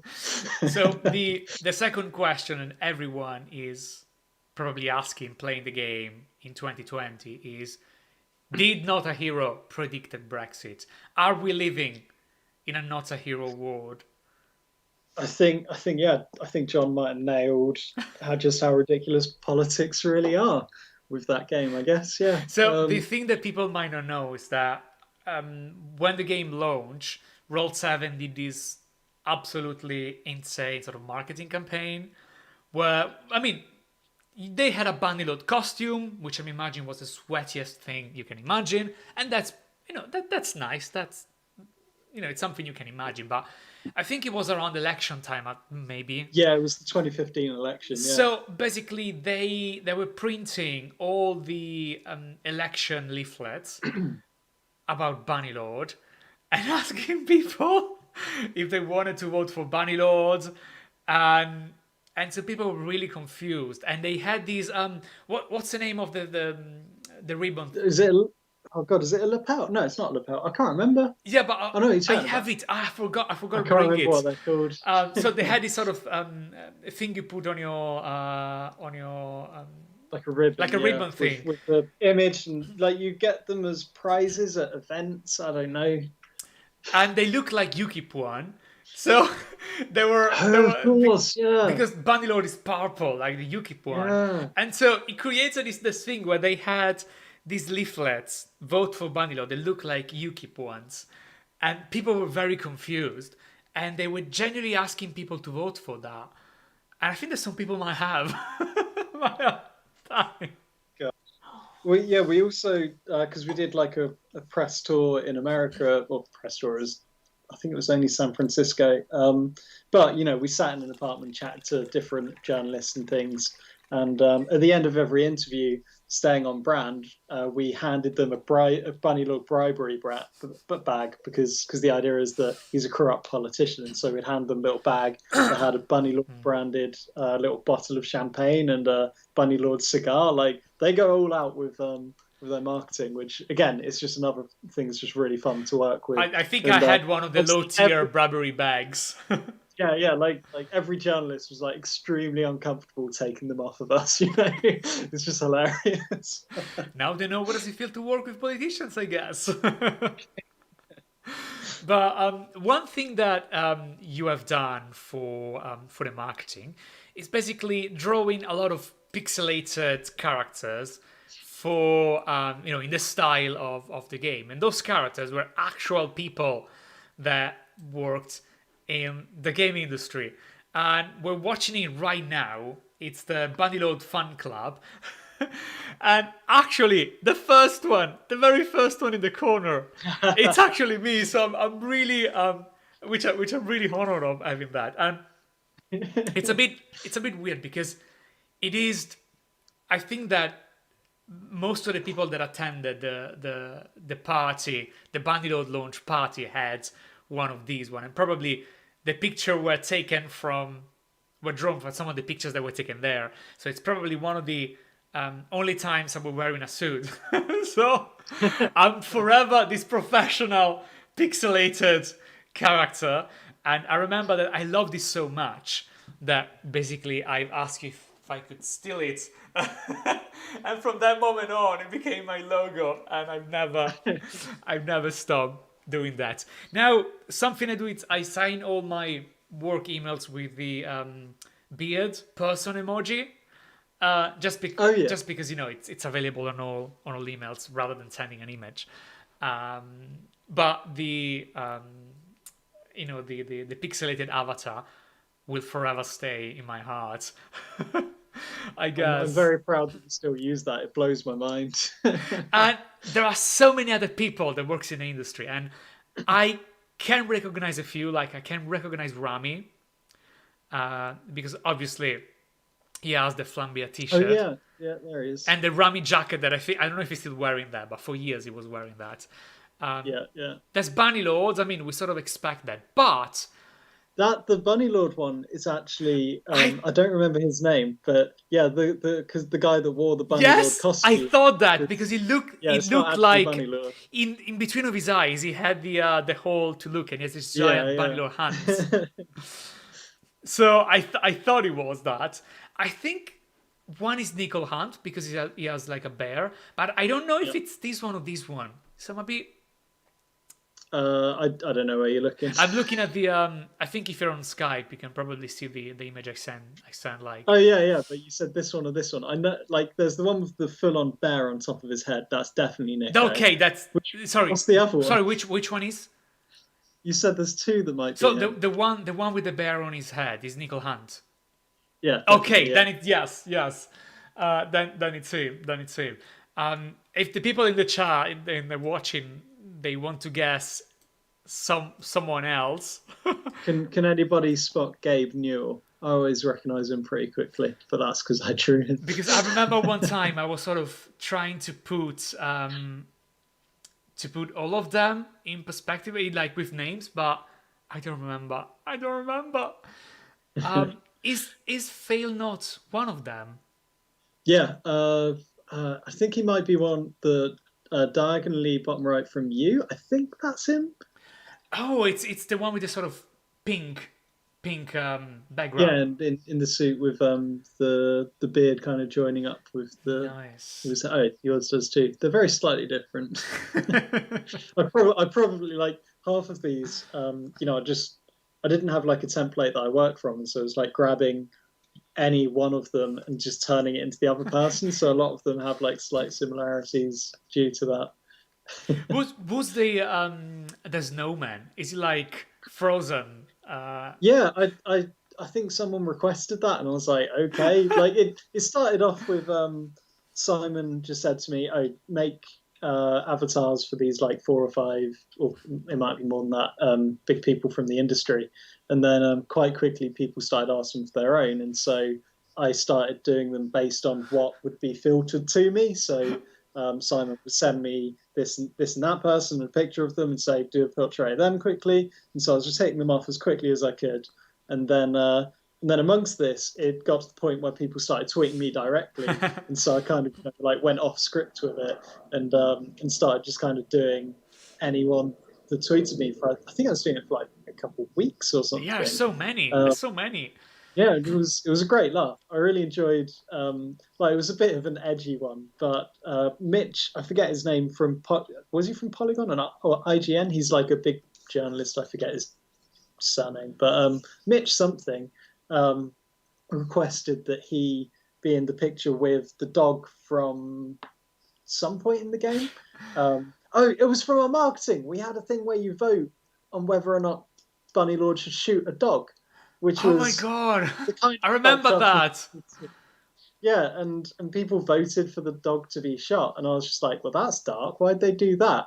And so I was the person that had to animate it, and so I was like, well, people voted for the dog to be shot. I'm not going to like do this in a like I'm not going to sugarcoat it. And so I animated this horrific GIF of Bunny Lord shooting a pug. Oh god, And I it's googled quite shooting disturbing. dog. It's not. No. It's bad. I find. It's yeah, it's bad. And but we did that, and people were like, oh shit, you did this like this, and then Mitch requested that he have the dog in his avatar, and I was just like, Mitch, the dog is dead. The community killed the dog. You can't have the dog in your avatar. And he was like, I want it in my avatar. So I just added a dead dog into his avatar, and it kicked off into an amazing Twitter thread. It was amazing. Wait, which one is he? I can't find it. I can't remember which one he even is. I think he's blonde. Oh no, it's Edward. Or maybe it's not here. Maybe. I'm pretty sure it'll be on here. The dog's not in it because Oh, maybe the dog is not in there. Yeah. yeah, we didn't keep that in this. It was dark. Who's the person with the cat on his head? I can't remember. It's really worrying because I wonder some of these people might be people who I'm close with now, but didn't realize that I did a picture of them at the time. Oh, So that's if right. That's person, right.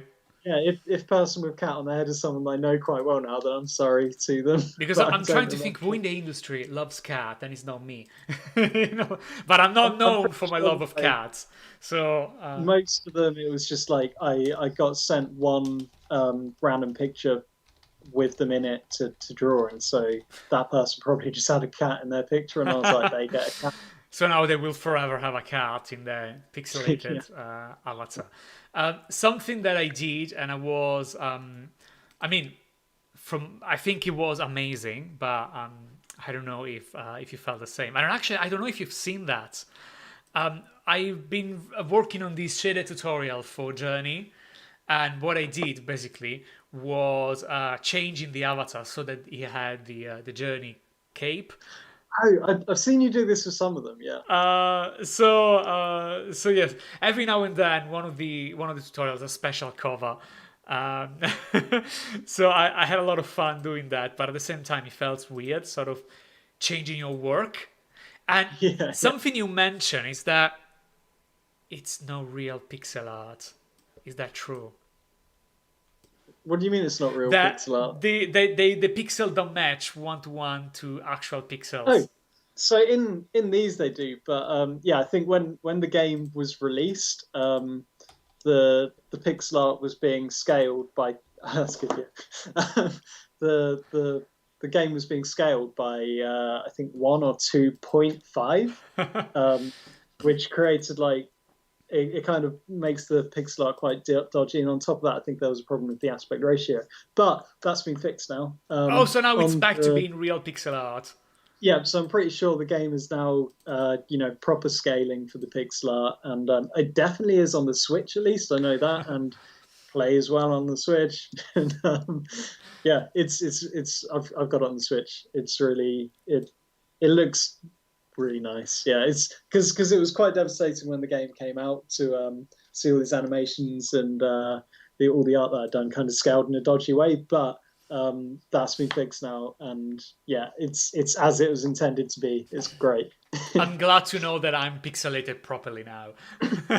Yes, I did scale all these correctly. I can't remember by how much, but that's the kind of shit you need to remember when you're a pixel artist. Like that's the kind of thing I didn't really like about having to do pixel art for like a year is that you start to memorize things like, yes, I should always scale these things by 5 times or 4 times to present them and for marketing and stuff. You just kind of compartmentalize all of this really boring information.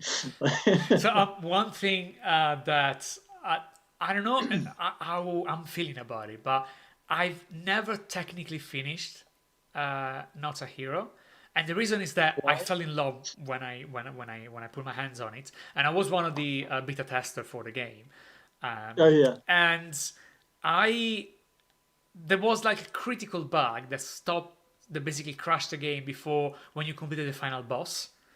Oh yeah. And it was so hard for me to finish that. So I had such a hard time finishing it. And every time I had to redo that part to see if it was working. And I finished it, but I could never trigger the finish animation because of Oh the yeah. bug. So when the final game came out, I was like, there's no fucking way I'm redoing this from scratch. so Yeah, that's fair. Like, I have I no guess that's idea. I have no idea how the game ends. yeah. Like we had to like learn to basically speed run the game, and like we're speed running it in like less than 2 hours and stuff, and just playing it constantly and repeatedly. But the moment the game it came out, I didn't touch it anymore. Like I get this with like every game I release. That's I right. That's cannot, right. yeah, cannot go near it as soon as it's been released. And I think I tried to show it to friends, and I'd sit and watch them playing for like 10 or so minutes before I just say to them, "Can you stop? Like this, just let's not do this. It feels way too weird." I had that with Game of Thrones. I had that with Space Plan. I don't like engaging with it after it's been released until yeah, while you almost feel sick playing it after it's come out, but then after like a year or so, you start to get really nostalgic for it and start to love it again. And that I'm at that point now with Not a Hero and with SPACEPLAN. With Game of Thrones, I've had to sort of force my way through it and get straight back to post-release support and stuff. So it's a bit of a weird one having to do that, but yeah.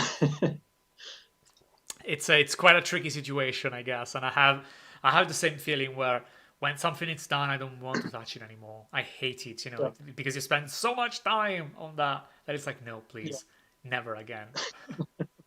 So, you've been working on quite a few projects, but are you working on anything right now? Yes, so the one I mentioned, it was I started working on it in 2015, which is ridiculous. It was right after we finished Not a Hero, and I had some time to myself, and I started prototyping my own ideas. And like I say, that's when I started experimenting with space and stuff. And are you showing the pictures or videos? Yeah, I'm showing the videos. Yeah. Oh, cool. Okay, yeah. So I started like I wanted to do like a really scoped down Kerbal space program, and Holland space just seeing program. yeah, and just kind of drawing the paths. Like the clips already probably passed, but there's a bit where you see like a really squiggly yellow line, which is the path of a spaceship that's in orbit around a moon, which is in orbit around a planet, which is in orbit around the sun. And you only see the spaceship's path that it's actually drawing relative to the sun, and just kind of seeing that kind of complexity, it really blew my mind, and it very quickly became like a really interesting user experience challenge to try and show like maneuver and trajectory planning to a player relative to what's important for them to pull it off. The Kerbal Space Program solves it in a way that I don't think is like really perfect. To kind of it shows you when you enter the gravity source of like the moon, and then it just cuts off your trajectory.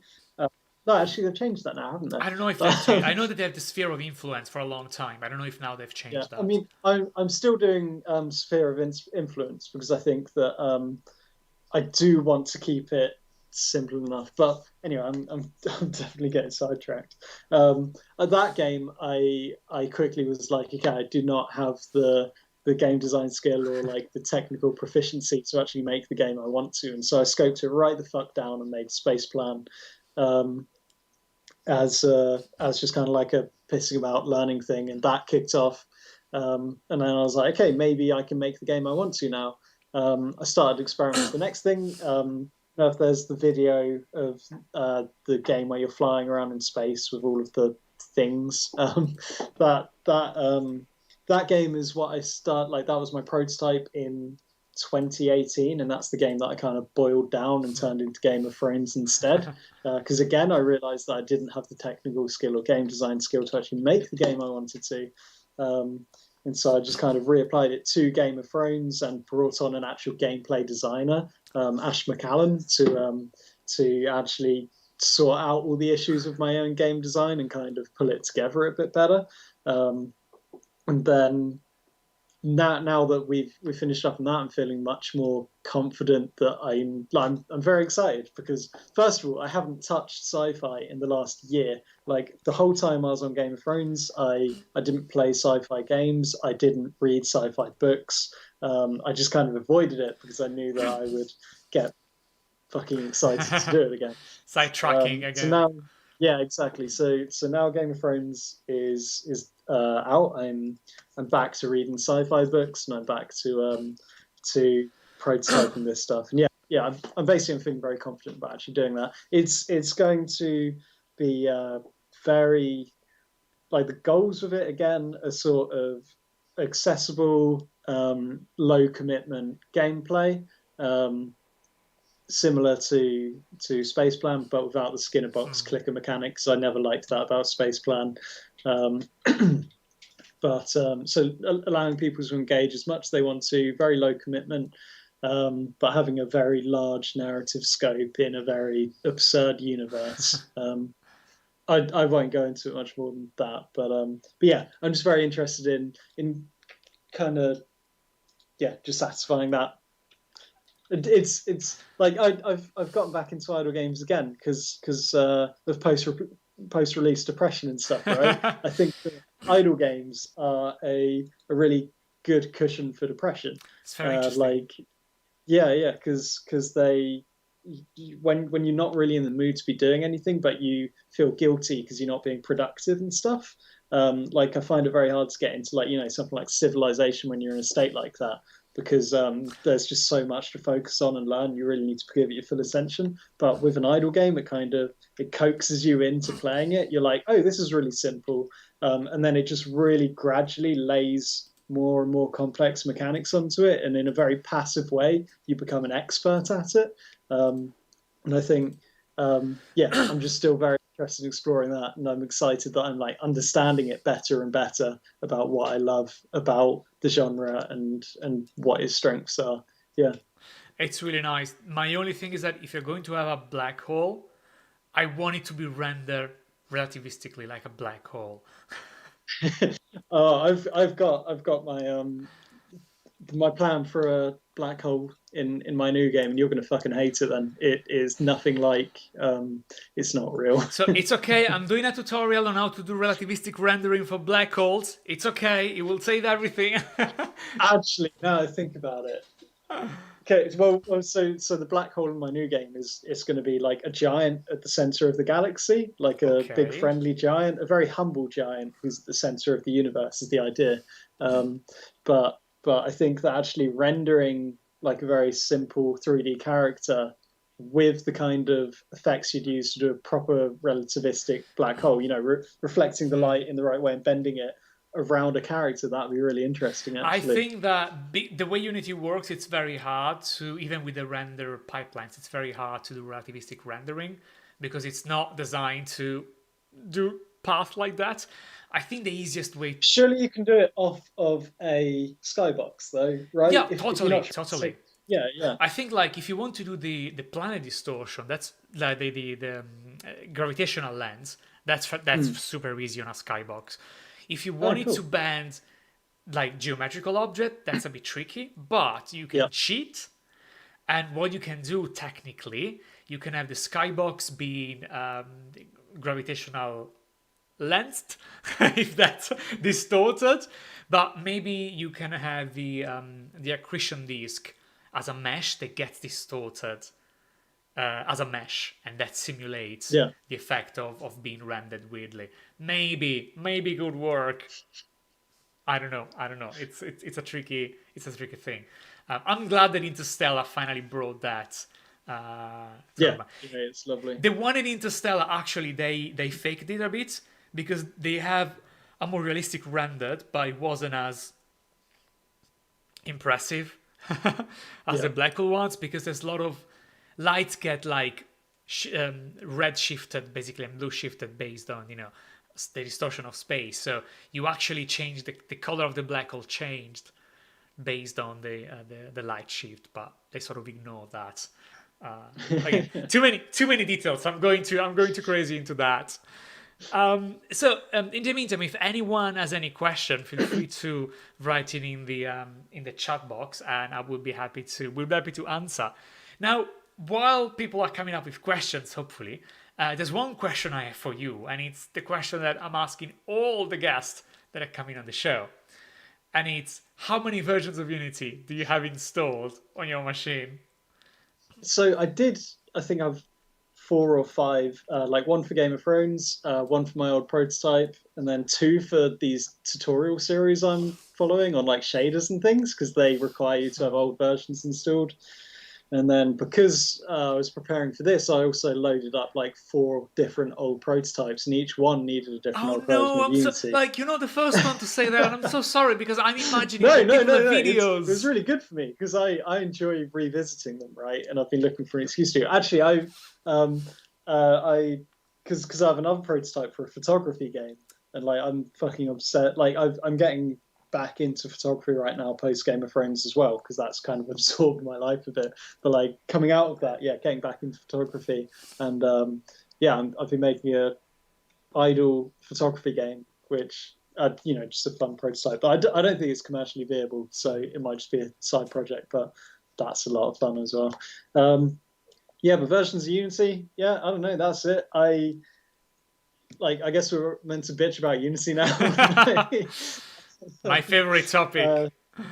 Yeah, I don't know. I guess I don't understand it enough to to really complain about so much about it. I think that I definitely have my issues with it, but they just released a blog post like today or yesterday that I read it and I was like, fair play, you're trying. To be honest, Yeah, one of the things that put me a bit in trouble with Unity is that I've always been very critical of the new direction, I guess. Very critical, very openly, very vocal about it. Because they're adding too much stuff on it to build hype around the engine, and the engine is collapsing. It's a ziggurat of extensions that yeah, don't barely work together. And I think the best way to see it is not hearing from me. Go to one of the posts on their blogs when they release stuff and look at the comments. It looks like it's a fucking hate board, you know, and for good reasons, because people were unhappy. And I think yeah, that while they were getting new customers with all those new features, they were sort of losing the respect and the minds and the sanity of many of the existing ones, including me. And I think that they sort of realized that, and the past couple of updates, they're focusing on quality of life improvements, usability, stuff that people have been asking for. I think that some of the damage that has been done by adding stuff without any clue, adding stuff for the sake of adding, it's undoable, and I think it will taint the engine long term. But it seems that they're doing something to correct some of those issues, well, addressing some of those problems. Let's go with that. And I'm really yeah. glad. I'm really glad. When Unity does something I don't like, I'm the first one to talk about it. When Unity does something I like, I'm the first one to talk about it. And I think that, moving towards writing more educational content, it's amazing. I wish it was a bit deeper and more technical, but it's a good move. Yeah, yeah. And I hope they will continue on this path. At least that's my that's my Unity. If you're listening, Mr. Unity, if you're listening, that's my that's what I would love to see. More Yeah, content like I, this. I think what we were chatting about like the other day was like what I really want to see from it is like I'm glad to see them doing more UI focused stuff with the kind of CSS style stuff. But at the same time, I really want just a way to draw like a circle through code or something and be able to tween between a circle and a square. Things like this would really help me as someone who focuses on UI. Yeah, Do like at the moment, if I wanted to animate between a square and a circle, which is something very common in UI. contemporary design. Yeah. Yeah, in UI design, you have to have an image for every piece between that, or you need to like code some insane shader or something, right? And I think what Freya is doing at the moment, I've forgotten her surname as Freya well. Holmer. Yeah, yeah. Building shapes, which I think it only works in world space, which is something I can work on. I haven't used it yet. I bought it as soon as I saw it, but I haven't used it yet. And Me too. That's a big problem. I don't want to work on it, otherwise I know I'll never stop. But yeah, I want better UI support. But they're working on UI. I just hope they do it right, because if they don't do it right, then it's going to sit around for years, and then they're going to redo it again. Again, yeah. And yeah. But yeah, basically, I grew up with the ability of drawing lines and drawing arbitrary pixels. Suddenly, Unity has taken that away from me, and I've never recovered from that shock. But beside the joke, I think that the reason why Freya's library shapes got so popular, like she was very open about the earnings, and they were crazy, like 12K a day, a crazy amount, and rightly so, because there's this big black hole in Unity about being able to draw primitives as built-in support for primitives. And she did it, and she did it very well. She's of course exceptionally skilled programmer. She knows her stuff. She did it very well. It's very user friendly. It ticks all the boxes because she has been working on Unity for 10 years probably, and I think that she did the right thing. So I'm really happy that this is working. and that people are really enjoying it. I can't wait to see what people are going to make with that. And if people are interested, there's a link down below in the description box for this video. I always put a link of affiliate links for assets that I think are really cool. I'm very outspoken. If I don't like an asset, I don't put it there. So the ones I put there are ones I think are very valid, including click sales and stuff like that. So if you want it, have a look at the one I'm recommending and the Roll Affiliates link. I think it's good stuff to make games. So we actually have a few messages in the chat. First of all, hi Mitchell, saying hello. We have one from Moritz Reinhardt. I think I pronounced your name correctly. I'm almost certain I did. Tell me if I didn't. Saying, I got a question for Jake. What is his favorite indie game? Idle game, visual or mechanic wise?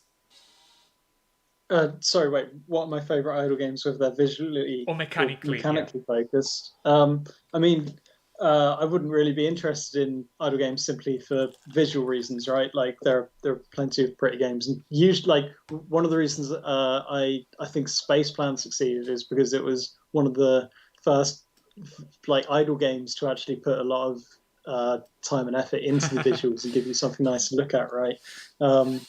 So yeah, mechanics are definitely what I'm interested in, and on that front, like the best games to me are A Dark Room and the two Candy Box games. Less so the Candy Box games; they get a bit. I don't think I've finished either of them, but A Dark Room I think is such a brilliant early idle game, just because it does have a narrative. It's quite subtle; it doesn't go too much into it. But it's just it's very interesting world building, and on top of that, it has an end, which SPACEPLAN has as well. I don't like going back to me chatting before about me thinking that idle games are like a pretty good companion for depression and stuff.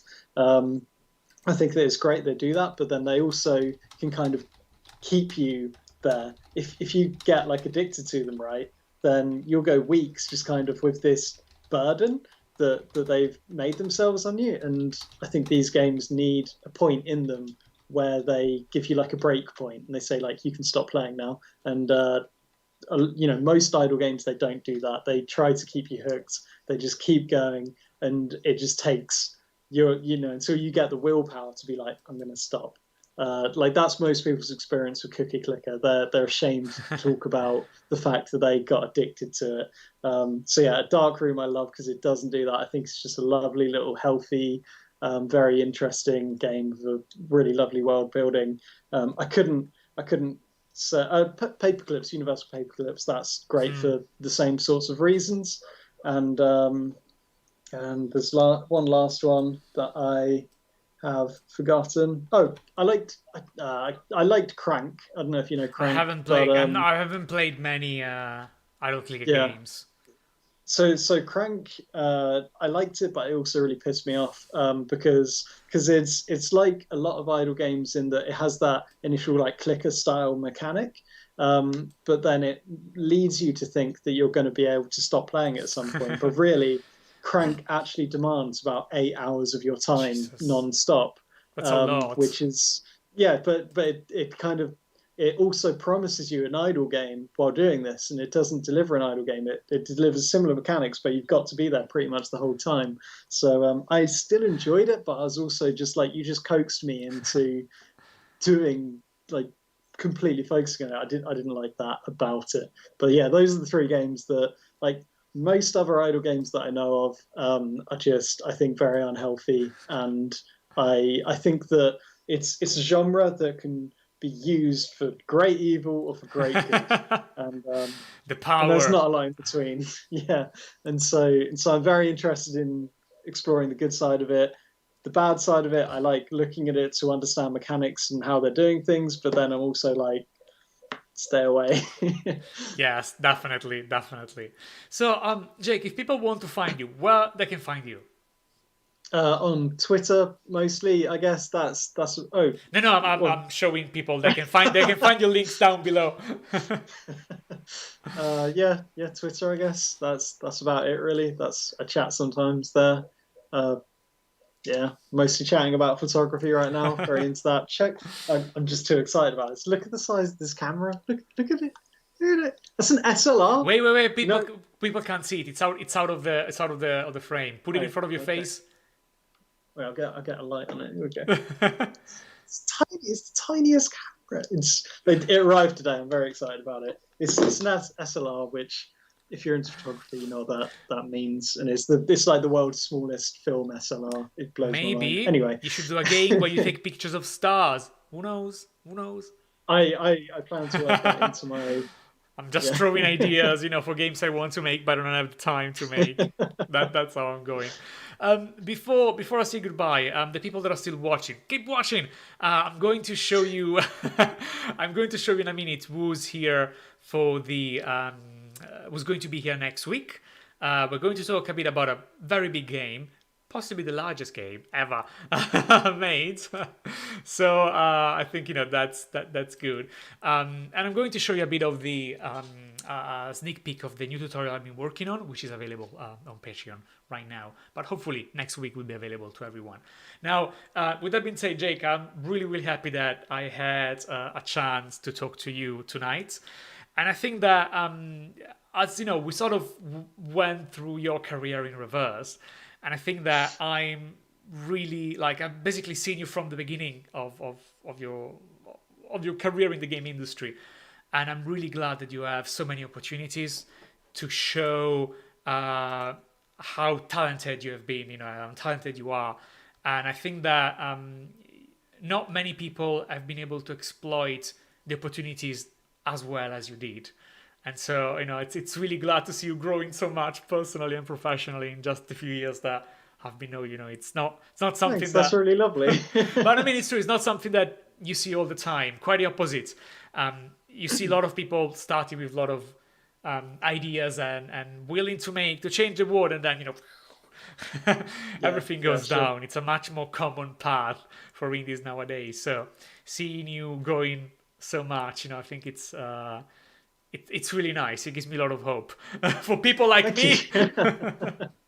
Well, it's been really lovely just kind of having you as a friend the whole way. Just kind of, all the events, always being able to kind of chat to you has been lovely. And when you, yeah, if you anytime, if you need to be shamed about not being realistic enough in your sci-fi games, I'm always here to remind you. Yeah. And I always appreciate that. That all those hate comments from people that they say momentum is not preserved are from me. Momentum are not preserved. You should die. Yeah. You should die in the vacuum of space. It's me. It's me. But with that being said, Jay, thank you so much for joining me tonight. And hope to speak to you soon. Sure. Thanks for having me on. Bye. Right. So for the people that are still watching, keep watching. So basically, I'm really happy to announce the guest that we're going to have next week, and he's Christoph Salga. And not many of you might have known him, but probably have seen what he has been working on recently. So on top of being an AI researcher, he's also the organizer of the Generative Design in Minecraft competition. That was a lot to say. Very tricky to say. So basically, as you can see from the picture in the thumbnail, it's a competition that started last year. And the competitors were given a Minecraft map, and they were asked to write a piece of code that creates procedurally a village within the maps. And they were evaluated based on many parameters, like how functional the village is, the sense of narrative environmental storytelling that there is, how aesthetically pleasing, how believable it is, how well it uses the space. And this is something I'm obsessed with. As you probably know if you've been following me, I had a tiny obsession with Minecraft recently. Thank God I managed to close it and I never opened it again. So many weeks spent on that. I started to dream in blocks, so I'm a bit concerned about doing an entire episode of Minecraft. We'll see how that goes, and if my sanity, if my sanity resists on that. And yeah, I'm really interested to talk with Christoph about AI, about machine learning, about procedural generation, and about how games that have seemingly nothing to do with research can actually be used for research. There are many other projects involved in Minecraft, also because Minecraft is now being developed by Microsoft, which does a lot of research stuff, and it's really cool to see how they managed to join the two things. So yeah, I'm quite excited, and hopefully we will have a chance to talk about some of those topics. Now, another thing I want to show you very briefly before we close off with the credits. It's a small brief preview of the new tutorial I've been working on, which is available on Patreon, and is basically a tutorial that focus on inverse kinematics. If you've been following me, you know that inverse kinematics is a topic I love. It's such a vast topic. There is so much I can talk about. I think I've wrote probably 8 tutorials on the subject, and I could write 15 more probably. Now, this tutorial is about inverse kinematics in 3D, so it allows you to do things like this, moving robotic arms in 3D. And compared to a previous tutorials I've been done, it uses a technique that strongly focuses on trigonometry and is as fast as you can possibly be, because it literally is a closed form, an equation, a single line of code that gets you the right position for your robotic arm. So you really can go much more, you really can be more efficient than the solution. If you're a Patreon, you can find this on Patreon. The article will be made available, I think, next week on Monday for everyone, but for the download of the script and the package, then you can always find everything on Patreon. And I have a lot of other tutorials in case you're interested, so if that's something that you think might be helpful for your game, feel free to give it a go and have a look at that. Maybe we'll find something that might help you for the development of your game. Now, with that being said, I think it's time that I start closing the show. But before, I want to say thank you to all the people that have been watching tonight or today, and specifically to all the people that have made the show possible, and all these awesome folks here that supported me on Patreon this month. So thank you so much to all of you. It's really amazing, and so much of the work that I'm currently doing wouldn't be possible without the support. As you probably know, I'm also working full-time, so having the ability to work on this, it's really rewarding. And I also want to say thank you first of all to the people that are watching tonight. So thank you, Moritz, thank you, Mitch, thank you, Kidiko, thank you, Sam, and all the other people that were watching but were too shy to ask questions. And also to the new people that have been joining Patreon this week. So thank you, Perkaman08, thank you, Martin, thank you, Mington Lee, thank you, Spirals, thank you, Fan Young, thank you, Nick Nog.